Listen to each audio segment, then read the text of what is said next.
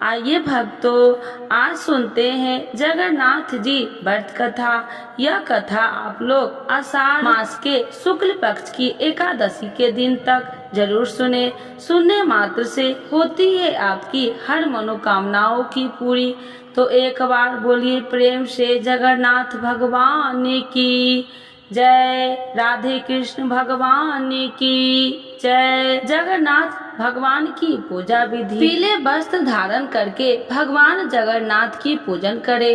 भगवान जगन्नाथ, सुभद्रा और बलभद्र के चित्र या मूर्ति की स्थापना करे। उनको चंदन लगाए, विभिन्न भोग प्रसाद और तुलसी दल अर्पित करे।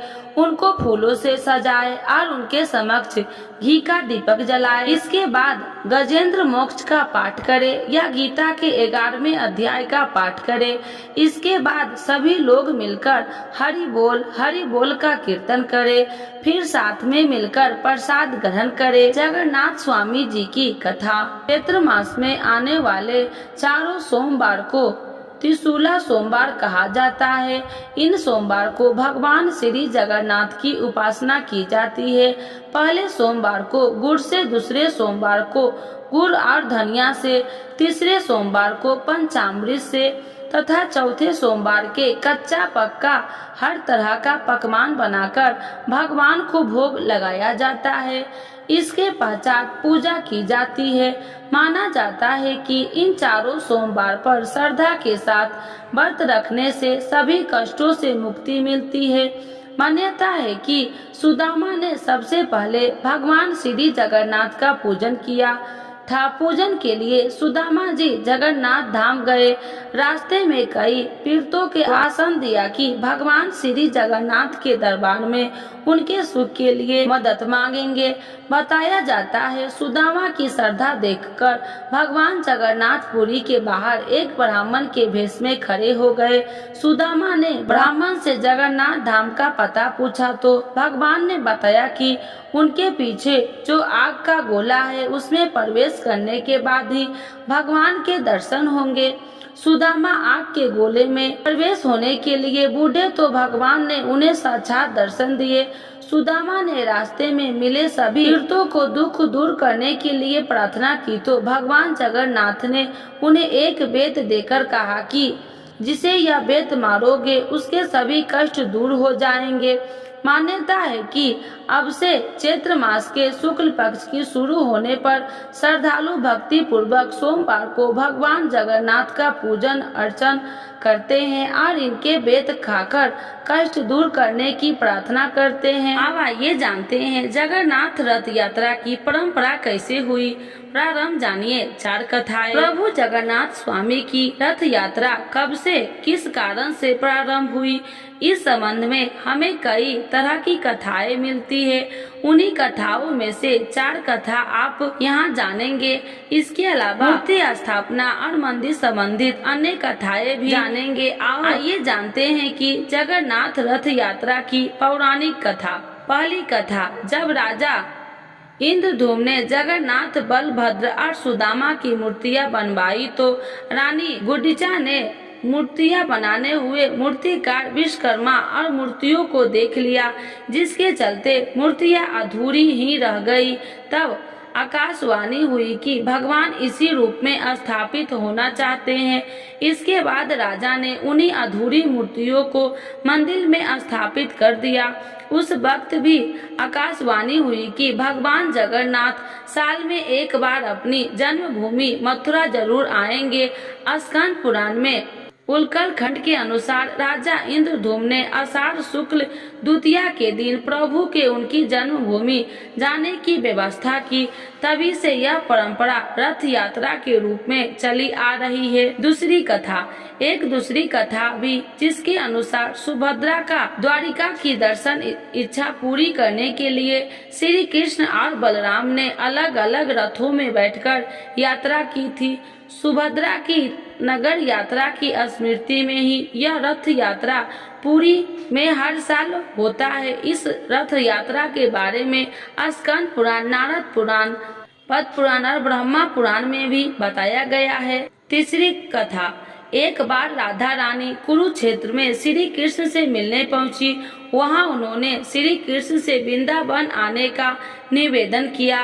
राधा रानी के निवेदन को स्वीकार करके एक दिन श्री कृष्ण अपने भाई बलराम और बहन सुभद्रा के साथ वृंदावन के द्वार पहुँचे तो राधा रानी गोपियों और वृंदावन वासियों को इतना खुशी हुई कि उन्होंने तीनों को रथ में विराजमान करके उसके घोड़े को हटाकर उस रथ को खुद की अपने हाथों से खींचकर नगर का भ्रमण कराया। इसके अलावा वृंदावन वासियों ने जग के नाथ अर्थात उन्हें जगन्नाथ कहकर उनकी जय जयकार की। तभी यह परंपरा वृंदावन के अलावा जगन्नाथ में भी प्रारंभ हो गई। चौथी कथा। चारण परंपरा के अनुसार भगवान द्वारकाधीश जी के साथ बलराम और सुभद्रा जी का समुद्र के किनारे अग्निदाह किया गया था। कहते हैं कि उसी वक्त समुद्र के किनारे तूफान आ गया और द्वारकाधीश के धजले सब पुरी के समुद्र के तट पर बहते हुए पहुंच गए। पुरी के राजा ने तीनों शवों को अलग अलग रथ में विराजमान करवाकर और पूरे नगर में लोगों ने खुद रथों को खींचकर घुमाया और अंत में जो दारू की लकड़ी शवों के साथ तैर कर आई थी उसी से पेटी बनाकर उन शवों में उनमें रखकर उसे भूमि में स्थापित कर दिया। इस घटना की स्मृति में ही आज भी इस परंपरा को निभाया जाता है। तो एक बार बोलिए प्रेम से जगन्नाथ भगवान की जय, राधे कृष्ण भगवान की जय। श्री कृष्ण गोविंद हरि मुरारी, हे नाथ नारायण वासुदेवा। श्री कृष्ण गोविंद हरे मुरारी, हे नाथ नारायण वासुदेवा। हरे कृष्णा। आइए भक्तों, आज सुनते हैं आषाढ़ माह में भगवान कृष्ण की पूजा से मिलेंगे चमत्कारी लाभ, घर में होगा माँ लक्ष्मी का वास। अगर आषाढ़ का महीना बेहद महत्वपूर्ण माना जाता है। इस साल इसकी शुरुआत 23 जून को होगी। इसके साथ ही इसकी समाप्ति 21 जुलाई को होगी। इस दौरान भगवान विष्णु की पूजा का विधान है। ऐसा माना जाता है उनके या फिर उनके किसी स्वरूप की पूजा करने से शुभ फलों की प्राप्ति होती है, साथ ही जीवन में खुशहाली आती है। हिंदू धर्म में आषाढ़ का महीना बेहद कल्याणकारी माना जाता है। धार्मिक दृष्टि से इस मास में पूजा पाठ ज्यादा से ज्यादा जोर देना चाहिए। इसके अलावा इस माह भगवान विष्णु और उनके स्वरूप की पूजा जरूर करनी चाहिए। ऐसे में यदि आप इनमें इस माह को और भी शुभ बनाना चाहते हैं तो आपको इस मौके पर श्री कृष्ण चालीसा का पाठ जरूर करना चाहिए। तो आइए जानते हैं कृष्ण चालीसा। तो एक बार बोलिए प्रेम से कृष्ण भगवान की जय, विष्णु भगवान की जय, लक्ष्मी माता की जय। बंसी शोभित कर मधुर, नील जलद तन श्याम, अरुण अधर जनु, विलंबा फल पीताम्बर शुभ साज। जय मन मोहन मदन छवि, कृष्ण चंद्र महाराज। करहु कृपा हे रवि तयन, राखू जन की लाज। जय युदंदन जय जगबंदन, जय वासुदेव देवी की नंदन।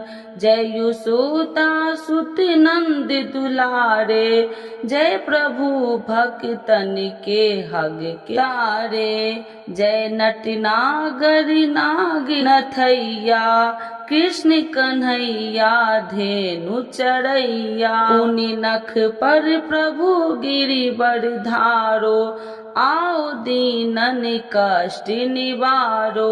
बंसी मधुर अधर तरी तेरी, हो बे पूर्ण मनोरथ मेरी। आओ हरि पुनि माखन चाखो, आज लाज भरत की राखो। गोल कपोल चुंबक अरुणारे, मिंदु मुस्कान मोहिनी डारे। रंजित राजीव नयन विशाला, मोर मुकुट बैजंती माला। कुंडल श्रवण पीता पट छावे, कटी कंकनी काछन काछे। नील जलन सुंदर तनु सोहे, छवि लखी सुर नर मोहनी मोहे। मस्तक तिलक अलक घुंघराले, आओ कृष्ण बांसुरी वाले। करी पै पान पो तनि त्यारो, अंका बंका गा सुर मारियो। मधुबन जलत अग्नि जब ज्वाला, भय शीतल अखतहि नंदलाला। सुरपति जब ब्रज चढ़ायो, सिराई मसुर धार वारी बरसाई।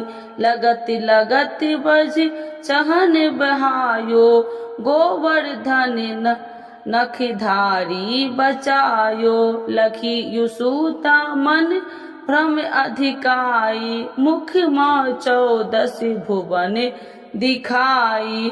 दुष्टि कंस अति अघम मचाए, कोटि कमल जब फूल मंगायो। नाथी कलाही तब तुम ली है, चरण चिह दे निर्भय किन्हे। करी कोपिन संग रास विशाला, सबकी पूरब करी अभिलाषा।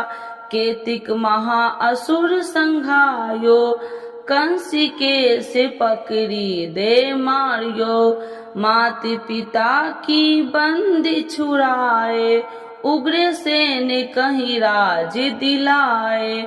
मही से मृतक छोड़ो सूत लायो, मातु देव की शोक मिटायो। भूमासुर भूर दैत्य संघारी, लाए 10 हसी कुमारी। दे भिंडी 3 चीर सहारा, जरासु सिंधु राक्षस कह मारा।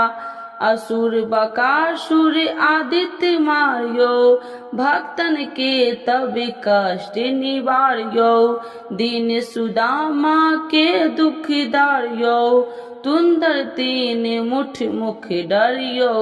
प्रेम के साग बिठुर धर मांगे, दुर्योधन के मेवा त्यागे।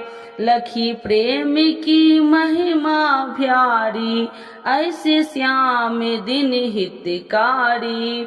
भारत के प्रथम रथ हके लिए, चक्र कर नहीं बलता के। निज गीता के ज्ञान सुनावे, भक्तन सुदावर सियाए। मीरा थी ऐसी मत वाली, विष पी गई बजा कर ताली। राना भेजा सांप पिटाली, शालिग्राम बने बनवारी। निज माया तुम विदहि दिखायो, उड़ते संशय सकल मिटायो। तब सत्य निंदा करी तत्काला, जीवन मृत्यु भयो सुपाला। जबी 2 प्रति देर लगाई, दीनानाथ लाज अब जाई। तुरही बसन बने नंद लाला, बढ़े चीर में अरि मुँह काला। अशनाथ के नाथ कन्हैया, डूबट भरब के बाचावत नैया। सुंदर दास आस उर्धारी, दया दृष्टि की जे बनवारी। नाथ सकल मम कुमति निवारो, क्षमहु बेगी अपराध हमारो। खोलो पट अब दर्शन दीजो, बोलो कृष्ण कन्हैया की जय। यह 40 कृष्ण का पाठ करे उर्धारी, अष्ट सिद्धि नव निधि फल रहे पदारथ चारी। तो एक बार बोलिए प्रेम से राधे कृष्ण भगवान की जय, विष्णु भगवान की जय, लक्ष्मी माता की जय।